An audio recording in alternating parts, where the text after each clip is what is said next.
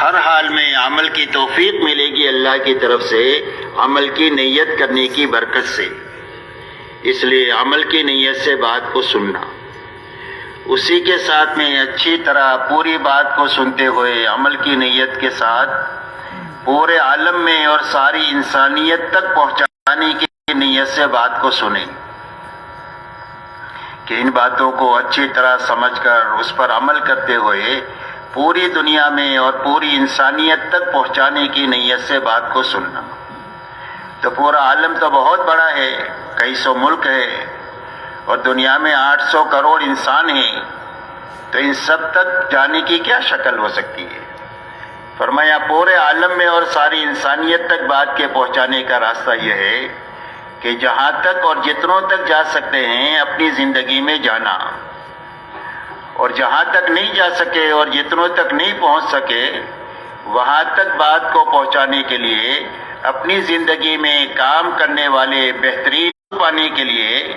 آپ کو صرف 23 سال کا زمانہ دیا گیا کہ 23 سال میں اتنا بڑا کام کر کے آپ کو ہمارے پاس میں آنا ہے۔ تو حضور پاک علیہ الصلوۃ والسلام نے اتنے بڑے کام پر قابو پانے کے لیے آپ نے انتھک محنت فرمائی اپنی پوری زندگی میں، یہاں تک کہ جب آپ کو کام کی ذمہ داری ملی تو آپ نے حضرت خدیجہ سے یہ فرمایا رضی اللہ عنہا سے، لا راحت بعد اليوم، خدیجہ اب راحت کے دن چلے گئے، اب کام ہی کام ہے۔ اور پوری زندگی انتھک اپنے آپ کو تھکاتے ہوئے آپ نے پورے حجاز میں کام فرمایا، اور آپ کا لمبے میں لمبا سفر تبوک تک کا ہے، اور آپ کا میدان تو پورا عالم ہے۔ تو پورے عالم کے کام پر قابو پانے کے لیے آپ نے 23 سالہ دور نبوت میں انتھک محنت کرتے ہوئے آپ نے اپنا بہترین عملہ صحابہ کا تیار فرمایا، اور 1.25 لاکھ صحابہ بنائے آپ نے جو آپ کی زندگی کا آئینہ تھے۔ حضور صلی اللہ علیہ وسلم کی زندگی جیسی تھی ایسی صحابہ کی زندگی تھی، اسی لیے صحابہ کا تعارف 2 جملوں میں ہوتا ہے کہ صحابہ کون تھے؟ فرمایا فرسان بالنہار و رہبان باللیل، بسام بالنہار و بکام باللیل۔ فرمایا یہ دین کو حشاش بشاش اللہ کے دین کا کام کرنے والے تھے، اور راتوں کو اللہ کے سامنے بہت زیادہ رونے والے تھے۔ حضور پاک صلی اللہ علیہ وسلم کو اللہ تعالیٰ نے داعی اور معلم بنا کر کے دنیا میں بھیجا تھا، تو آپ کے دین کا اکثر حصہ دعوت اور تعلیم پر خرچ ہوتا تھا اور انسانوں کی دیکھ بھال پر خرچ ہوتا تھا، اور رات کا بڑا حصہ آپ کا اللہ کے سامنے نماز میں، دعا میں اور مناجات میں اور آہوزاری میں خرچ ہوتا تھا، یہاں تک کہ آپ رات کو اتنا لمبا قیام فرماتے تھے کہ آپ کے پیروں پر ورم آ جاتا تھا، اور آپ کے سینے سے رونے کی ایسی آواز آتی تھی جیسا ہنڈیا کے ابلنے کی آواز آتی تھی۔ یہ آپ کا دن ہے اور یہ آپ کا رات ہے، اور یہی دونوں چیزیں آپ کے مجمع میں منتقل ہوئی۔ اس لیے آپ نے اپنا خود کام کرتے ہوئے کام کرنے والے بہترین مجمع کو تیار فرمایا 23 سال میں۔ آپ کے بعد صحابہ نے تابعین کا مجمع تیار فرمایا،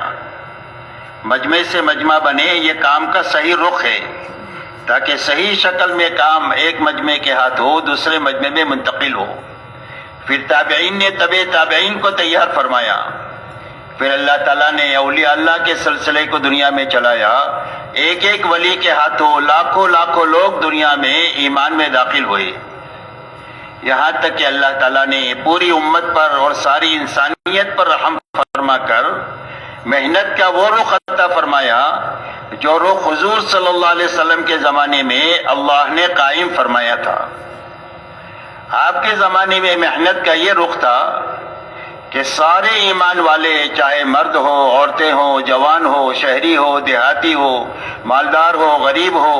ہر ایک مسلمان اپنے دین کے بارے میں فکر مند تھا کہ ہمارا دین محفوظ رہنا چاہیے، اور ہمارا دین پھیلنا اور پھولنا چاہیے، اور دنیا کے ہر کچے مکے مکان پر پہنچنا چاہیے، اور قیامت تک یہ باقی رہنا چاہیے۔ ہر ایک اس فکر کے ساتھ دنیا میں جیتے تھے۔ اللہ تعالیٰ نے وہی کام کا رخ ہمارے زمانے میں پوری امت پر اور انسانیت پر رحم فرما کر اللہ تعالیٰ نے عطا فرمایا۔ آپ دیکھیں اتنا بڑا مجمع یہاں پر آیا ہوا ہے، وہ صرف اللہ کے دین کے لیے آیا ہے اور کوئی دنیاوی غرض نہیں ہے۔ اس میں مالدار بھی ہے، غریب بھی ہے، جوان بھی ہے، بوڑھے بھی ہے، صحت مند بھی ہے اور بیمار بھی ہے۔ غرض یہ ہے کہ مختلف طبقات ہے، مختلف افراد ہے اور صرف اپنے دین کے لیے یہاں پر جمع ہوئے۔ اس لیے میرے دوست اور اچھی طرح سمجھ کر کے اچھی طرح کرنا ہے اور اچھی طرح کرتے ہوئے اچھی طرح کرنے والے آدمی تیار کرنا ہے۔ یہ محنت کا صحیح رخ ہے، اچھی طرح کام کو سمجھنا۔ اور سمجھنے کے معنی میرے دوستو یہ ہے کہ کام کو اس طریقے سے کیا جائے کہ اللہ تعالیٰ کام پر ہم کو یقین عطا فرما دے۔ مولانا الیاس صاحب رحمۃ اللہ علیہ ایک مرتبہ اپنے مجمع سے بات کر چکے، تو بات کرنے کے بعد بھی یہ فرمایا کہ بات سمجھ میں آ گئی؟ تو مجمع نے کہا ہاں سمجھ میں آ گئی۔ تو مولانا نے فرمایا کہ بات سمجھ میں نہیں آئی ہے، بات سننے میں آئی ہے۔ اور فرمایا سمجھ میں آنا کس کو کہتے ہیں؟ اگر یہ سمجھنا ہے تو مسجد کے باہر چلے جاؤ اور دنیا داروں کو دیکھو جن کو دنیا سمجھ میں آئی ہوئی ہے۔ ایک تاجر کو اپنی تجارت، ایک ملازم کو ملازمت، ایک کسان کو اپنی کھیتی، ایک حاکم کو اپنی حکومت۔ غرض یہ کہ جو جن مشغلوں میں ہیں ان کو اپنا کام ایسا سمجھ میں آیا ہوا ہے کہ پوری زندگی کر رہے ہیں اور ہر حال میں کر رہے ہیں۔ کوئی تعریف کرے تو بھی کریں، کوئی برائی کرے تو بھی کریں، اس لیے کہ ان کو وہ کام سمجھ میں آ گیا ہے۔ اور سمجھ میں آنے کی بنیاد یہ ہے کہ ہر آدمی کو یہ یقین ہے کہ میری زندگی میں جو ضرورت بھی پیش آئے گی، سوئی سے لے کر بڑے سے بڑا خرچ، وہ میرے اس کاروبار سے نکلے گا۔ یہ یقین اس کی استقامت کا ذریعہ ہے۔ ایسا ہی میرے دوستو اس کام کو اچھی طرح کرتے کرتے ہمارا یقین یہ بنے، سیرت کی روشنی میں ہمارا یقین یہ بنے کہ ہمارے انفرادی اور اجتماعی جتنے مسائل ہیں، دنیاوی اخروی جتنے مسائل ہیں، ان سارے مسائل کا حل اللہ نے اس محنت میں رکھا ہے۔ یہ یقین ہمارا بن جائے، جب یقین بن جائے گا تو ہر حال میں کام پر استقامت نصیب ہو جائے گی۔ اس لیے کہ کام پکڑنے چھوڑنے کا نہیں ہے بلکہ زندگی بھر کرنے کا ہے۔ کرتے کرتے جینا اور کرتے کرتے مرنا۔ اللہ کی طرف سے کام پر جینے کا حکم ہے اور کام پر مرنے کا حکم ہے۔ وَاعْبُدْ رَبَّكَ حَتَّى يَأْتِيَكَ الْيَقِينُ، کہ اللہ کی اطاعت میں کام میں لگے رہو۔ کب تک لگے رہو؟ فرمایا موت تک لگے رہو۔ لَا تَمُوتُنَّ إِلَّا وَأَنْتُمْ مُسْلِمُونَ، فرمایا مسلمان ہو کر کے مریو، یعنی فرما بردار بن کر کے مریو۔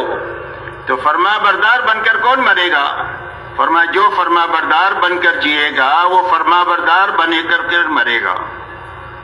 جیسی زندگی ہوگی ایسی موت ہوگی، اور جیسی موت ہوگی ایسا قیامت میں حشر میں اٹھنا ہوگا۔ اس لیے میرے دوستو ایک بڑا کام ہے جو اللہ نے ہمیں عطا فرمایا ہے۔ اس کام کو سمجھنا ہے، سمجھتے ہوئے اچھی طرح کرنا ہے اور اچھی طرح کرنے والے آدمی تیار کرنا ہے کہ بھئی اسی طرح کریں گے انشاءاللہ اللہ ہمارے سب کے لیے آسان فرمائے۔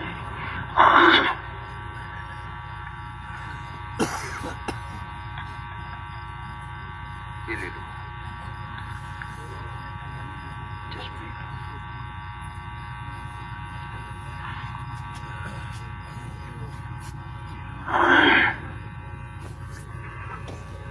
میرے محترم بزرگوں دوستو، سمجھنے کی بات یہ ہے کہ روئے زمین پر بسنے والے ہر ایک مرد اور ہر ایک عورت کی دنیا اور آخرت کے بنانے کے لیے اللہ نے اپنے پاس سے دین اسلام کو اتارا ہے، اور اللہ تعالیٰ نے اپنی سنت یہ روئے زمین پر جاری فرمائی ہے کہ جو کوئی بھی دینداری کے ساتھ جیے گا اور دینداری پر مرے گا،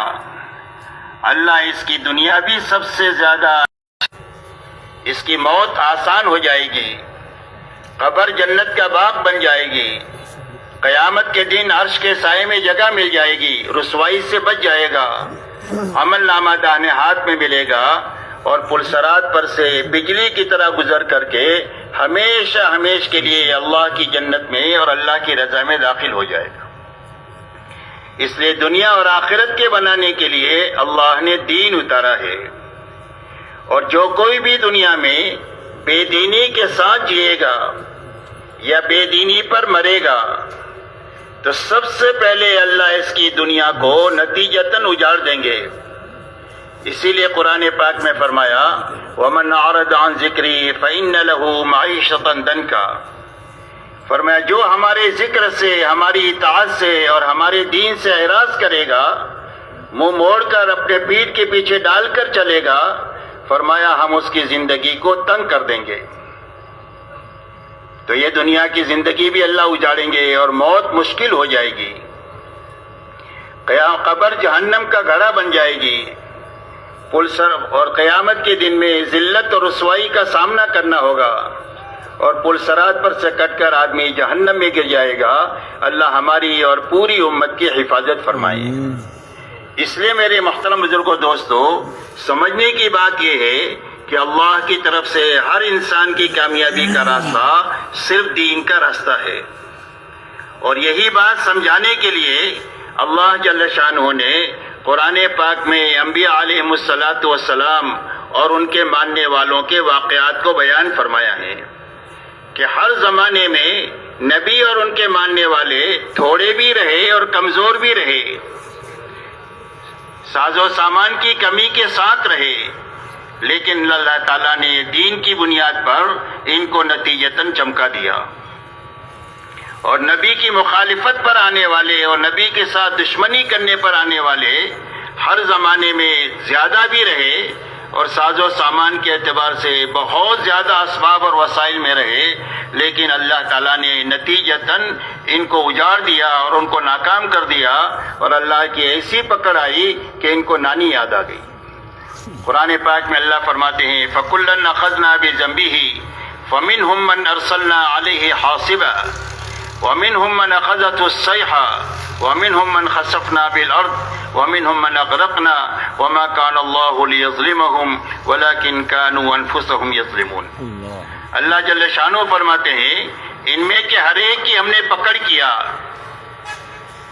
اور پکڑنے کی بنیاد کیا ہوئی؟ فرمایا اللہ کی نافرمانی ہوئی اور گناہوں کے کام ہوئے، جس کی بنا پر اللہ نے ان کی پکڑ فرمائی۔ ان میں سے کسی پر ہوا کے عذاب کو بھیجا، کسی پر فرشتے کی صیحہ اور چیخ کو مسلط کیا جس سے ان کے کلیجے پھٹ گئے،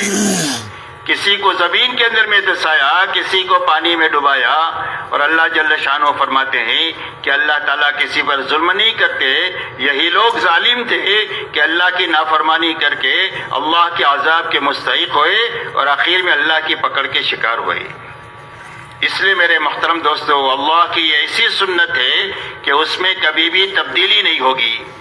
فَلَن تَجِدَ لِسُنَّتِ اللَّهِ تَبْدِيلًا وَلَن تَجِدَ لِسُنَّتِ اللَّهِ تَحْوِيلًا۔ اللہ کی سنت کو کبھی آپ بدلتا ہوا نہیں پائیں گے۔ کامیابی کی بنیاد صرف دین ہے اور ناکامی کی بنیاد بے دینی ہے۔ یہ سمجھنا بھی ہے، پوری امت کو سمجھانا بھی ہے، اور ساری انسانیت میں دنیا میں جتنے اسباب ہیں اور جتنے حالات ہیں، جن چھوٹے بڑے اسباب میں روز روزی روٹی کی تلاش میں لوگ لگتے ہیں، تجارت ہے، کھیتی ہے، ملازمت ہے، حکومت ہے، سائنس ہے، یہ سارے اسباب ہیں جس میں لوگ ٹکتے ہیں، چھوٹے بھی ہوتے ہیں، بڑے اسباب بھی ہوتے ہیں۔ ایسے ہی دنیا میں جتنے حالات انسانوں پر آتے ہیں، خوشی کا ہو، غمی کا ہو، مالداری کا ہو، غریبی کا ہو، بیماری کا ہو، تندرستی کا ہو، راحت کا ہو، تکلیف کا ہو، یہ حالات ہے۔ تو یہ اسباب اور حالات یہ تو نہ تو کامیابی کے لیے ہے اور نہ تو ناکامی کے لیے ہے، بلکہ صرف امتحان کے لیے ہے۔ اللہ جل شانہ ہر ایک کو چھوٹے بڑے سبب میں رکھ کر آزمانا چاہتے ہیں، اچھا برا حال اس پر ڈال کر کے آزمانا چاہتے ہیں کہ یہ حکم پر جیتا ہے یا خواہش پر چلتا ہے۔ اس لیے کہ دنیا میں جینے کے دو ہی راستے ہیں، تیسرا کوئی راستہ نہیں ہے۔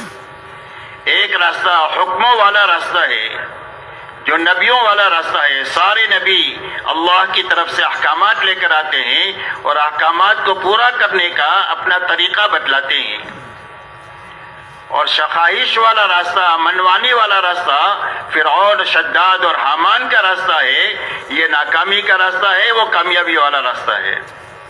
تو اللہ جل شانہ ہر ایک کو آزمائش کے لیے ان اسباب سے اور ان حالات سے گزارتے ہیں کہ ان اسباب اور حالات میں حکم پر چلتے ہیں یا خواہش پر چلتے ہیں. اگر حکم پر چلیں گے تو کامیاب ہو جائیں گے، اور اگر خواہش پر چلیں گے تو نتیجتاً ناکام ہو جائیں گے. اور یہی بات سمجھانے کے لیے اللہ تعالیٰ نے ہم سے پہلے جو لوگ اس دنیا میں آئے ہیں ان کے افراد کے اور قوموں کے واقعات کو اللہ نے بیان فرمایا کہ حکومت اللہ تعالیٰ نے حضرت سلیمان علیہ السلام اور داؤد علیہ السلام کو عطا فرمائی، اور یہ دونوں حکومت میں رہ کر چمک گئے، کامیاب ہو گئے. دوسری طرف فرعون اور نمرود کو اللہ نے حکومت عطا فرمائی اور یہ دونوں اپنی حکومت میں ناکام ہو گئے. اللہ نے اس بات کو بتلایا کہ حکومت ایک برتن ہے، اس برتن میں کامیابی ناکامی جو آئے گی وہ اللہ کی طرف سے آئے گی. کامیابی کے آنے کا راستہ حکومت میں حکم پر چلنا ہے، اور ناکامی کے آنے کا راستہ خواہش پر چلنا ہے. جو حکومت کے چھوٹے بڑے نقشے میں خواہش پر چلے گا وہ نتیجتاً ناکام ہو جائے گا، اور جو حکم پر چلے گا وہ کامیاب ہو جائے گا. ایسے ہی اللہ تعالیٰ نے مال قارون کو عطا فرمایا اور اس کو مال کے ساتھ زمین میں دسایا، اور قیامت تک یہ دستا ہی چلا جائے گا. دوسری طرف مال اللہ تعالیٰ نے حضرت عبد الرحمن ابن عوف رضی اللہ تعالیٰ عنہ کو عطا فرمایا،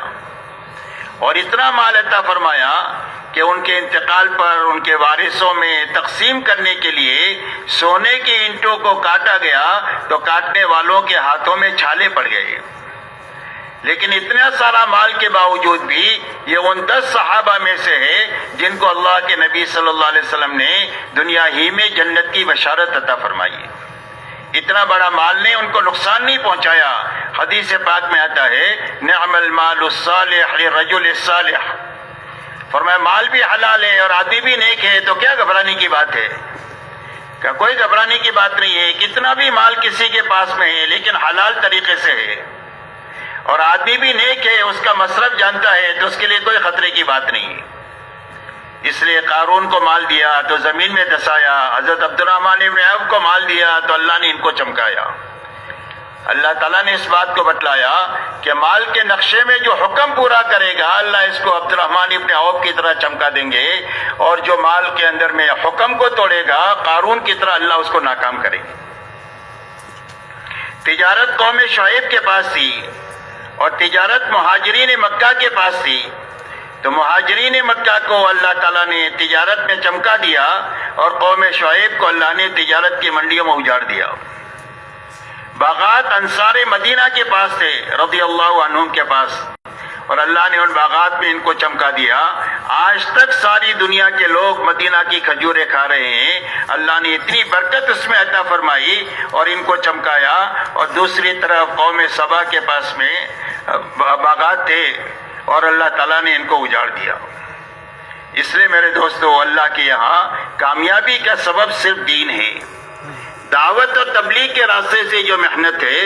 کہ جو مسلمان جس شعبے میں ہیں اور جس حال میں ہیں اس حال میں یہ حکم پر چلنے کی طاقت اپنے اندر پیدا فرما لے، تو جب حکم پر یہ چلے گا تو اللہ تعالیٰ اس شعبے میں رکھ کر اس کو کامیاب کر دیں گے. اسی لیے حدیث پاک میں آتا ہے کہ دنیا میں 4 قسم کے لوگ ہیں. فرمایا ایک قسم تو وہ ہے کہ جس کے نصیب میں اللہ نے مال لکھا ہے اور وہ مالدار ہے، اس لیے کہ مال کا تعلق عقل سے بھی نہیں ہے اور محنت سے بھی نہیں ہے بلکہ اللہ کی تقسیم سے ہے. اللہ تعالیٰ علم اور حکمت سے جانتے ہیں کہ کس کو زیادہ دینا ہے کس کو کم دینا ہے، لہذا اللہ نے اس کے نصیب میں مال لکھا ہے اور وہ مالدار ہے، اور اس نے اپنے مال کے نقشوں کے ساتھ اپنے جسم کو استعمال کیا دین کے حاصل کرنے کے لیے، اور اپنے آپ کو تھکایا دین اپنی زندگی میں لانے کے لیے، لہذا وہ مالدار بھی ہے اور دیندار بھی ہے. اور دین کی وجہ سے اس کو معلوم ہے کہ جان کہاں لگانی ہے اور مال کہاں لگانا ہے، اللہ کے کیا حقوق ہے، اللہ کے مخلوق کے کیا حقوق ہے، اللہ کی دین کی محنت کے کیا حقوق ہے، اور حقوق میں اپنی جان اور مال کو ہر تقاضے پر لگاتا ہے، غرض یہ کہ مالدار بھی ہے اور دیندار بھی ہے۔ فرمایا ایک قسم دنیا میں یہ ہے۔ دوسری قسم دنیا میں وہ ہے کہ جس کے نصیب میں اللہ نے مال نہیں لکھا ہے، لہذا وہ غریب ہے، لیکن یہ غریب آدمی اپنی جان لگا کر اس نے دین کو حاصل کر لیا، اس لیے کہ دین کے حاصل کرنے کے لیے مال کی ضرورت کم پڑتی ہے، اپنے آپ کو تھکانے کی ضرورت زیادہ پڑتی ہے۔ اس کے لیے کام کے شروع زمانے میں ایک جماعت کی کارگزاری ہوئی، ان سے پوچھا گیا کہ تمہارے 40 دن میں کتنا خرچ ہوا؟ تو بتایا جماعت نے کہ ہر ساتھی کا 40 دن میں 2 روپیہ خرچ ہوا۔ 2 روپے خرچ ہوا؟ کیسے خرچ ہوا؟ روز تمہارے گھر مسجد کے سامنے گاڑی کھڑی ہوتی ہوگی تم کو ایک جگہ سے دوسری جگہ لے جانے کے لیے، اور روزانہ تینوں ٹائم دعوتیں ہوتی ہوگی،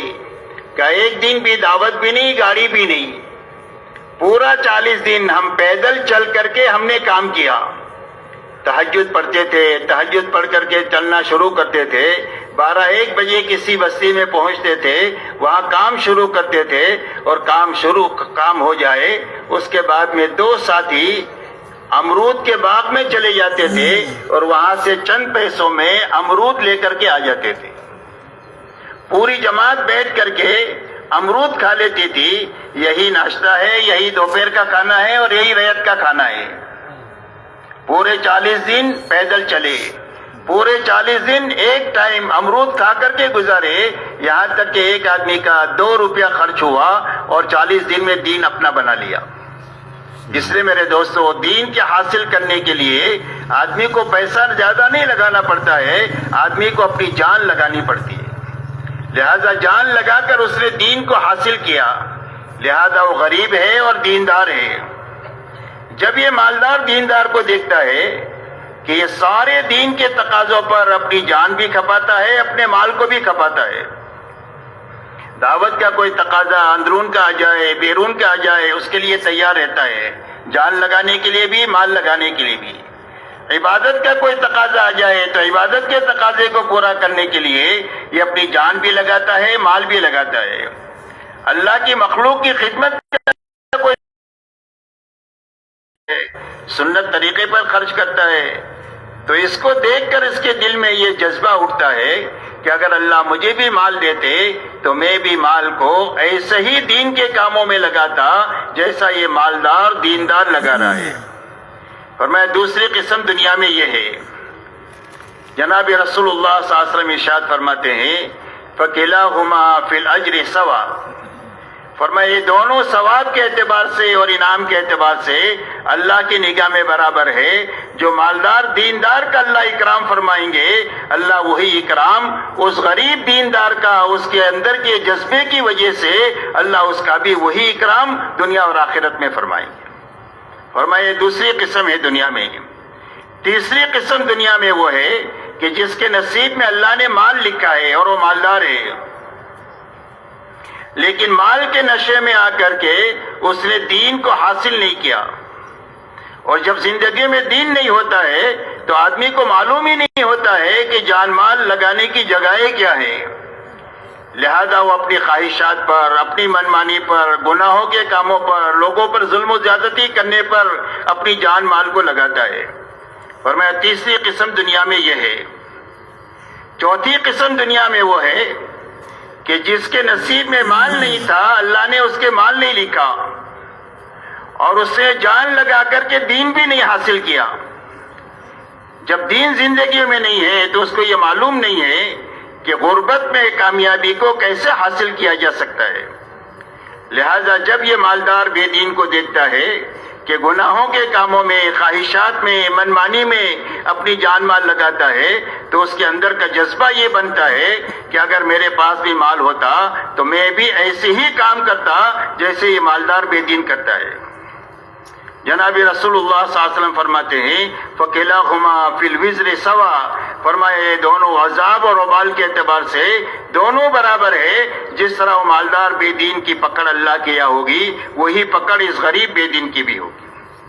اس لیے میرے محترم دوستو، اس حدیث کا خلاصہ یہ ہے کہ آدمی کی کامیابی کی بنیاد نہ مال ہے نہ غربت ہے. نہ مال سے کامیاب ہوگا نہ غربت سے ناکام ہوگا،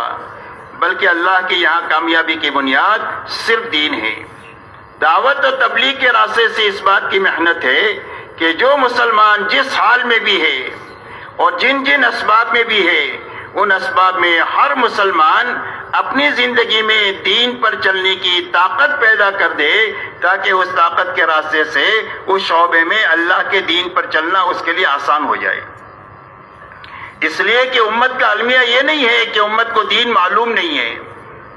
حلال بھی معلوم ہے، حرام بھی معلوم ہے، فرائض بھی معلوم ہے اور حرام بھی معلوم ہے. کہ سچ بولنے سے نجات ملے گی، جھوٹ سے ہلاکت آئے گی، یہ معلوم ہے. صدقہ کرنے سے مال بڑھے گا، سود میں ہاتھ ڈالنے سے آدمی مٹے گا، یہ معلوم ہے.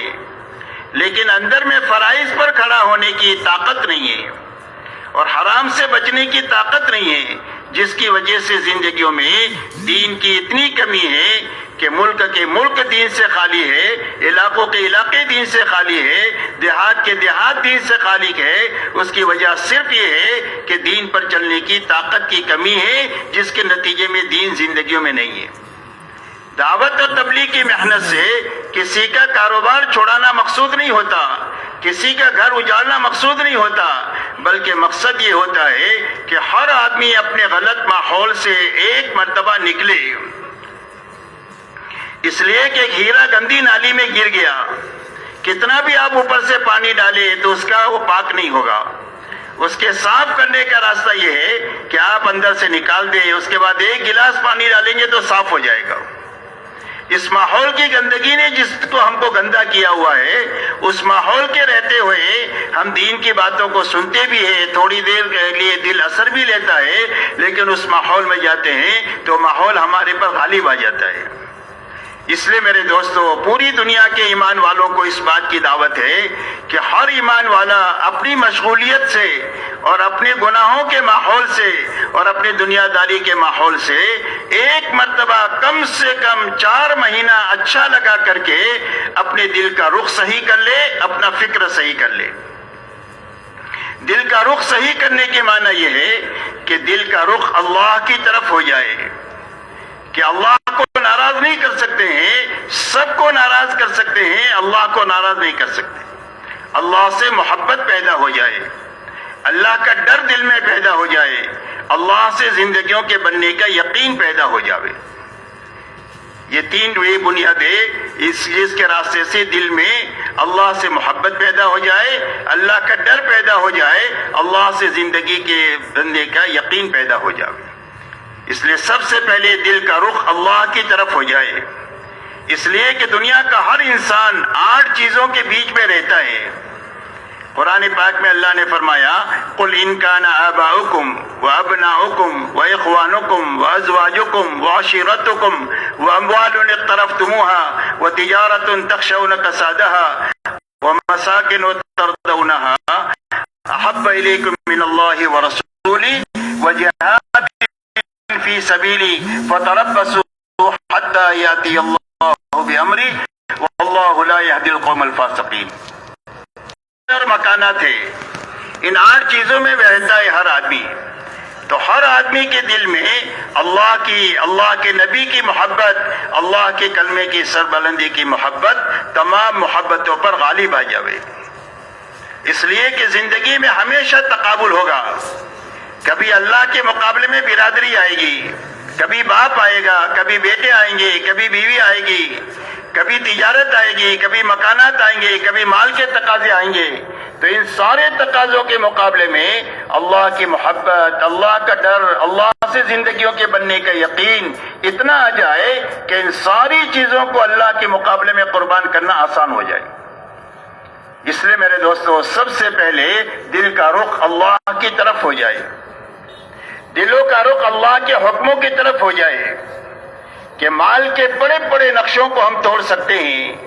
اور اقتدار کے بڑے بڑے نقشوں کو توڑ سکتے ہیں، لیکن اللہ کے حکم کو نہیں توڑ سکتے۔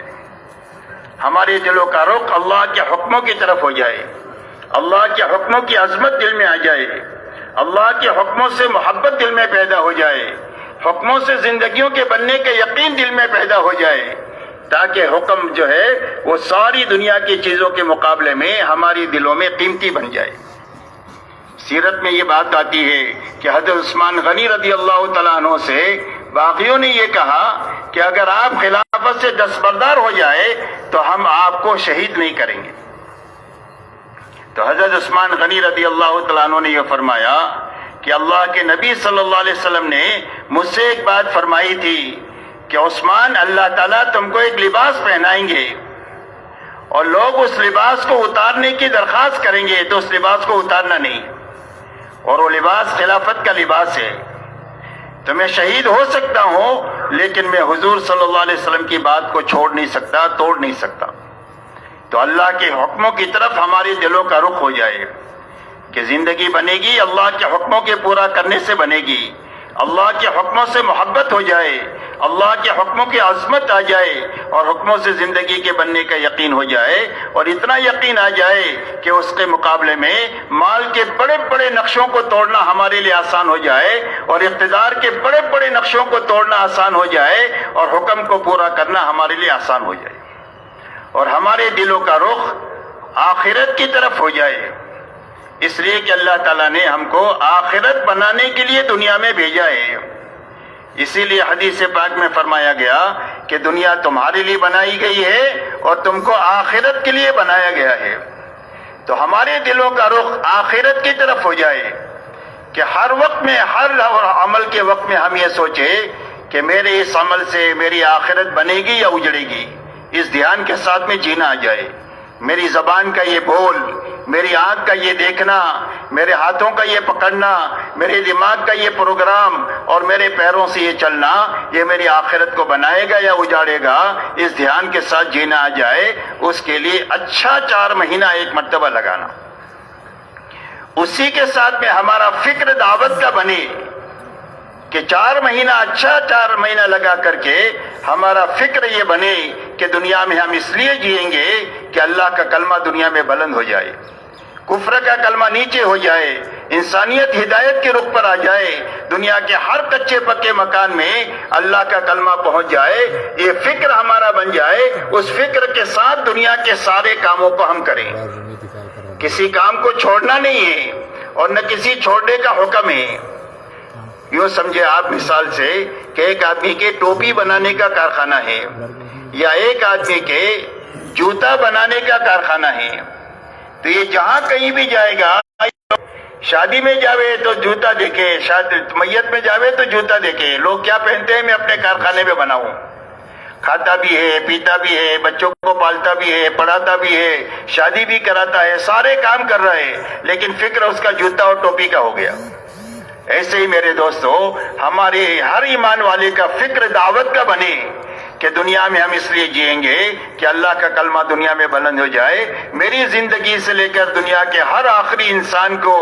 اللہ تعالیٰ ہدایت عطا فرما دے، جس کے نتیجے میں اس کی آخرت سنور جائے اور اس کی دنیا بھی سنور جائے۔ یہ فکر ہمارے اندر پیدا ہو جائے، اس کے لیے اچھا 4 مہینہ لگانے کا حکم ہے پوری امت کو کہ ہر ایمان والا اپنی مشغولیت سے 4 مہینہ نکال کر اچھا 4 مہینہ لگائے۔ اچھا 4 مہینہ لگانے کے معنی یہ ہے کہ وقت بھی پورا کرے، ہر عمل بھی پورا کرے۔ 4 مہینے میں 120 دن کا تہجد، 4 مہینے میں صبح شام کی 2 وقت کی تعلیم، 4 مہینے میں 2 وقت کی صبح شام کی تسبیح، 4 مہینے میں 5 نمازیں تکبیر اولیٰ کے ساتھ پڑھنا، اور 4 مہینے میں 120 دن تک روزانہ 5 گشتوں کے ذریعے سے، تعلیمی گشت کے ذریعے سے، عمومی گشت کے ذریعے سے، تشکیلی گشت کے ذریعے سے، خصوصی گشت کے ذریعے سے، اصولی گشت کے ذریعے سے ایک ایک گھر، ایک ایک فرد پر محنت کرنا اور ان کو ایمان سمجھانا، آخرت سمجھانا، دین میں کامیابی بے دینی میں ناکامی سمجھا کر ان کو اللہ کے دین کی محنت کے لیے تیار کرنا اور مقامی کام کرنے کے لیے تیار کرنا، اور راتوں کو اٹھ کر اللہ کے سامنے آنسو بہانا۔ ہر عمل کو 120 دن کرنے کے کام کرتے ہوئے، بچنے کی چیزوں سے بچتے ہوئے، ہر جگہ جماعت کے نکالنے کی محنت کرتے ہوئے، ہر جگہ مسجدوار جماعت بنانے کی محنت کرتے ہوئے، بنی ہوئی جماعت ہے تو اس کو کام پر لگانے کی فکر کرتے ہوئے، دعا کرتے ہوئے اور اپنی محنت لگاتے ہوئے، اور رات کو اچھا وقت لے کر اللہ کے سامنے آنسو بہاتے ہوئے اور مناجات کرتے ہوئے ایسا اچھا 4 مہینہ لگانا کہ ہمارے دلوں کا رخ صحیح ہو جائے اور ہمارا فکر صحیح ہو جائے۔ جب رخ صحیح ہو جائے گا اور فکر صحیح ہو جائے گا، اس کے بعد یہ واپس آ جائے، واپس آ کر کے اپنے گھر کاروبار میں یہ دینداری کے ساتھ اور دین کی محنت کے ساتھ لگے، دین کے ساتھ اور دین کی محنت کے ساتھ اپنے گھر کاروبار میں کر کے اللہ سے قریب ہوگا، یہ دعوت کا کام کر کے اللہ سے قریب ہوگا، یہ کاروبار کر کے اللہ سے قریب ہوگا، اور یہ اپنے بیوی بچوں میں رہ کر اللہ کے قریب ہوگا۔ مسلمان کا کوئی بھی کام دنیا نہیں ہے، ہر کام دین ہے، شرط یہ ہے کہ دینداری کے ساتھ ہو اور دین کی محنت کے ساتھ ہو، اور زندگی ایسی گزارنا اسی وقت میں حاصل ہوگا جب دل کا رخ صحیح ہو جائے اور فکر صحیح ہو جائے۔ اس لیے میرے محترم دوستو، یہ محنت اس بات کی ہے کہ ہر مسلمان کی زندگی میں دین پر چلنے کی طاقت پیدا ہو جائے، اور اس طاقت کے راستے سے اپنے اپنے شعبوں میں دینداری کے ساتھ جیے اور دین کی محنت کے ساتھ جیے، تاکہ ان کی دنیا بھی اللہ تعالیٰ پاکیزہ بنا دے اور ان کی آخرت بھی اللہ اچھے سے اچھی بنا دے۔ اسی کے ساتھ میں میرے محترم بزرگوں اور دوستو، دعوت اور تبلیغ کی محنت اپنی دینی کمزوری کو سمجھنے کے لیے ہے کہ ہمارے اندر میں دینی کیا کمزوری ہے، اس لیے کہ دینی کمزوری ہم کو اس وقت میں سمجھ میں آئے گی جب اللہ کے راستے میں نکل کر کے ہم اپنے چہروں کو صحابہ کے اور حضور صلی اللہ علیہ وسلم کی زندگی کے آئینے میں دیکھیں گے۔ اس لیے کہ آج ہمارے دیکھنے کا معیار بدلی ہو گیا، آج اپنے ماحول میں ہم اپنی دینداری کو دیکھتے ہیں، سمجھتے ہیں، تو ہر آدمی سمجھتا ہے کہ میں تو پکا دیندار ہوں، اس لیے کہ اپنے سے نیچے والوں کو دیکھتا ہے۔ حالانکہ ہمیں حکم یہ ہے کہ دنیا کے معاملے میں ہمیشہ اپنے سے نیچے والوں کو دیکھا جائے، اور دین کے معاملے میں ہمیشہ اپنے سے اوپر دیکھا جائے۔ تو اوپر دیکھنے کے لیے معیار کیا ہے؟ فرمایا اوپر دیکھنے کے لیے معیار حضور پاک صلی اللہ علیہ وسلم اور صحابہ کی جماعت ہے۔ اسی لیے حق مقید ہے آپ کے اور آپ کے صحابہ کے ساتھ۔ حدیث پاک میں اللہ تعالیٰ قرآن پاک میں فرماتے ہیں لَقَدْ كَانَ لَكُمْ فِي رَسُولِ اللَّهِ أُسْوَةٌ حَسَنَةٌ، کہ تمہارے لیے محمد صلی اللہ علیہ وسلم کی زندگی میں بہترین نمونہ ہے۔ اپنی زندگی کو آپ کے آئینے میں دیکھو کہ میری دینداری میں اور آپ جس دین کو لے کر آئے اور جس دین کو برت کر دنیا سے تشریف لے گئے، اس میں کیا کمی ہے، اور آپ نے اپنے ساتھ اپنے صحابہ کو ملایا ہے۔ فرمایا حق کیا ہے؟ ما انا علیہ واصحابی، فرمایا جس پر میں ہوں اور میرے صحابہ ہیں وہ حق ہے۔ حضرت عبداللہ ابن مسعود رضی اللہ تعالیٰ عنہ فرماتے ہیں من یرید فلیستن باصحاب محمد صلی اللہ علیہ وسلم، فرمایا جو کسی کی نقل اتارنا چاہے اور جو کسی کی چال چلنا چاہے اور جو کسی کے ڈگر پر چلنا چاہے وہ اصحاب محمد صلی اللہ علیہ وسلم کے پیچھے پیچھے چلے۔ اس لیے کہ اللہ تعالیٰ نے اصحاب محمد صلی اللہ علیہ وسلم کو حضور صلی اللہ علیہ وسلم کی صحبت کے لیے چنا، دین کو لینے اور آگے بڑھانے کے لیے ان کو چنا، اور پوری دنیا میں دین کو قائم کرنے کے لیے اللہ تعالیٰ نے ان کا انتخاب فرمایا۔ یہ علم کے بڑے گہرے ہیں اور دلوں کے بڑے صاف ہیں اور تکلفات سے ان کی زندگیاں پاک ہے۔ اسی لیے حضور صلی اللہ علیہ وسلم فرماتے ہیں اصحابی کالنجوم بأیہم اقتدیتم اہتدیتم، میرے سارے صحابہ ستاروں کے مانند ہیں، جن کے پیچھے بھی تم چلو گے وہ تم کو اللہ تک اور جنت تک پہنچا دیں گے۔ اس لیے میرے دوستو حق مقید ہے آپ کے اور آپ کے صحابہ کے ساتھ۔ اس لیے اپنی دینی کمزوری کا پتہ ہم کو اس وقت میں چلے گا جب ہم اپنی زندگی کو حضور صلی اللہ علیہ وسلم کی زندگی کے سامنے اور صحابہ کی زندگی کے سامنے رکھیں گے، تب پتہ چلے گا کہ ہماری زندگی میں کیا کمزوری ہے، اور وہ سمجھنے کے لیے اور سیکھنے کے لیے اللہ کے راستے میں نکل کر کے صحابہ کے آئینے میں اور آپ کے آئینے میں اپنی زندگی کو دیکھنا، کہ حضور پاک صلی اللہ علیہ وسلم نے 23 سالہ دور نبوت میں امت کو کن بنیادوں پر کھڑا کیا تھا، جس کی بنیاد پر اللہ تعالیٰ نے ایک چھوٹی اور کمزور جماعت کو دنیا کے سیاہ اور سفید کا مالک بنایا، اور پوری دنیا کے سوئے و نصیب کو جگانے کا اور پوری انسانیت کی ہدایت کی طرف آنے کا ذریعہ جن لوگوں کو بنایا، ان کے اندر میں کیا کیا بنیادیں تھی جن بنیادوں پر اللہ نے ان کو اتنا بڑا نوازا۔ یہ میرے دوستوں سمجھنا اسی وقت میں ہوگا جب ہم اپنے چہرے کو صحابہ کے آئینے میں دیکھیں گے۔ اس لیے اللہ کے راستے میں اس لیے نکلنا ہے تاکہ ہم اپنی دینی کمزوری پر مطلع ہونے کے لیے اپنے آپ کو صحابہ اور حضور صلی اللہ علیہ وسلم کی زندگی میں دیکھنا شروع کریں۔ سب سے پہلے جس بنیاد پر پوری امت کو اٹھایا